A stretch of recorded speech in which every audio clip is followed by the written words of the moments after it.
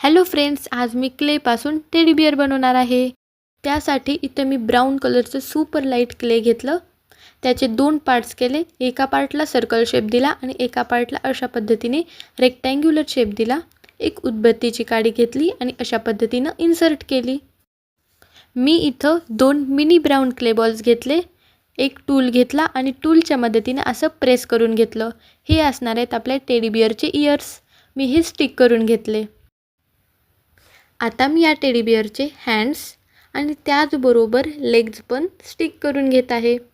मी इथं व्हाईट कलरचे 3 mini clay balls घेतले आणि हे व्हाईट क्ले बॉल्स मी लेग्सच्या खालच्या साईडला आणि माउथच्या जागेवर स्टिक करून घेतले.